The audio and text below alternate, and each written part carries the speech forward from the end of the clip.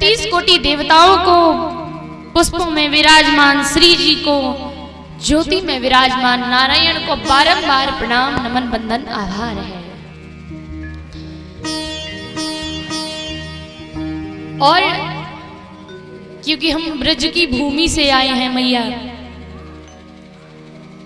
तो हम सभी ब्रज की भूमि से एक ही चीज आपके लिए लेके आए हैं, जो वहां बहुत प्रसिद्ध है और यहाँ पर भी 7 दिन में बड़ी फेमस हो जाएगी। तो ब्रज की भूमि का जो पावन नाम है, पावन शब्द है, वो है राधे राधे। तो आप सभी को ब्रज की भूमि की तरफ से सभी को राधे राधे सादर प्रणाम। आज शर्मा परिवार की तरफ से श्रीमद् भागवत जी का अनुष्ठान किया गया है। इन लोगों की दृढ़ संकल्पता से, इनके शुभ विचारों और अच्छे विचारों से आज आपके इस समाज में भगवान का वांग्मय विग्रह रखा हुआ है। वांग्मय यानी लिखा हुआ विग्रह। भगवान जब इस धरती को छोड़ के जा रहे थे ना मैया, तो कह के गए थे उद्धव, कलयुग में जब प्राणी हर प्रकार के लालच मोह से बना होगा, तब मैं ये जो वांग्मय विग्रह छोड़ के जा रहा हूं, यही वांग्मय विग्रह जो भी किसी को सुनाएगा या जो भी सुनेगा, जो भी कलयुग से मन हट करके, मोह माया के पिशाच से हट करके भगवान के चरणों में उसका मन लग जाएगा। इसीलिए प्रभु मरते समय अपना वांग्मय विग्रह छोड़ गए, अपना साक्षात तेज, साक्षात शक्ति उस वांग्मय विग्रह में डाल गए।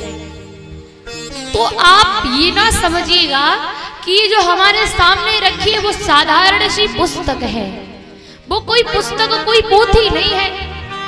आप समझे कि ये तो बस नाम के लिए रखी गई है, तो नहीं, ये साक्षात वृंदावन के बांके बिहारी लाल है, जो वांग्मय विग्रह में आज आपके प्रयागराज में आ गए हैं। और इस भूमि को, इस प्रयागराज की भूमि को भी हम सब मिलकर के सादर प्रणाम करते हैं, क्योंकि ये देव भूमि है।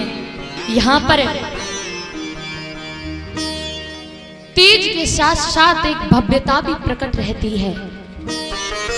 प्रयाग का मतलब है यहाँ पर प्राचीन समय से यज्ञ होते चले आ रहे हैं, और यज्ञ की बढ़ोतरी होने के कारण इसका नाम प्रयाग रख दिया गया।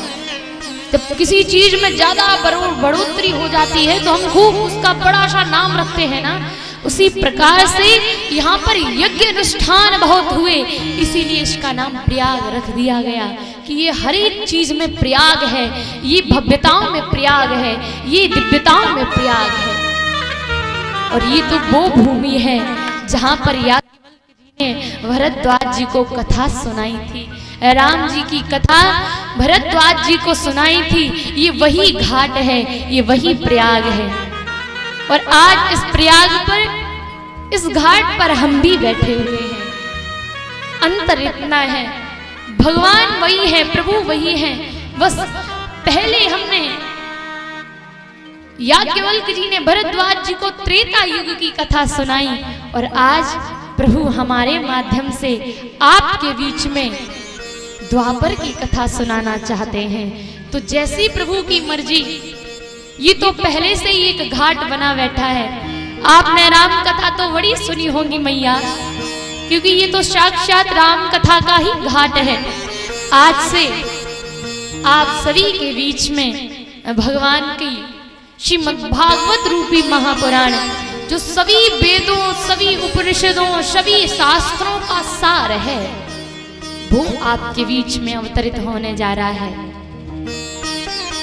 तो सबसे पहले इस भूमि को बारंबार प्रणाम है, क्योंकि इसकी भव्यता, इसकी दिव्यता पूरे संसार में अलौकिक तरीके से फैली हुई है।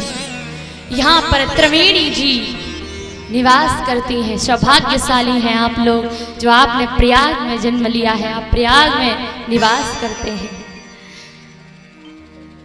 ऐसी दिव्यता, इतनी भव्यता कहाँ नजर आएगी जहां पर तीन देवियां, तीन नदियां आपस में मिलकर के एक त्रिवेणी संगम बनाती हैं, एक भव्यता बनाती हैं, एक शक्ति पैदा करती हैं। एक तरफ गोरी गंगा मैया तो दूसरी तरफ श्याम रंग की हमारी यमुना मैया। और दिखना बहुत सरल बात है, लेकिन ना दिखना बहुत कठिन है। होकर भी किसी को ना देखना बहुत कठिन है। तो इन सभी के बीच में, गंगा यमुना के बीच में जो छुपी हुई है हमारी सरस्वती मैया, जो दिखती नहीं है पर है, तो इनकी भी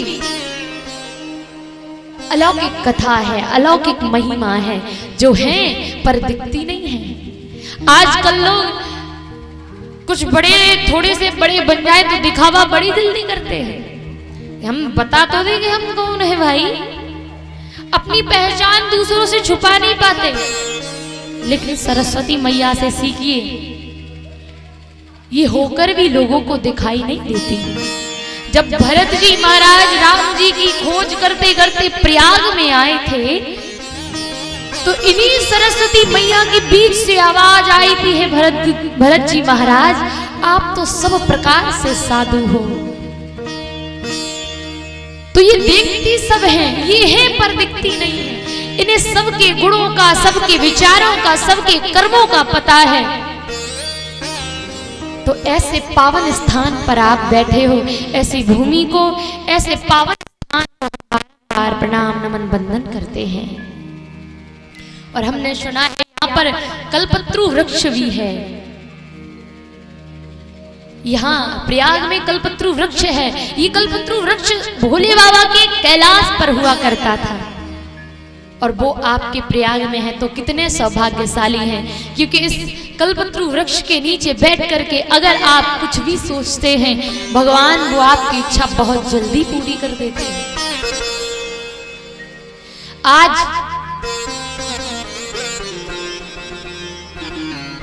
आप सभी के दृढ़ संकल्प से भगवान का शिवांगमय विग्रह आप सभी के बीच में विराजमान हो गया।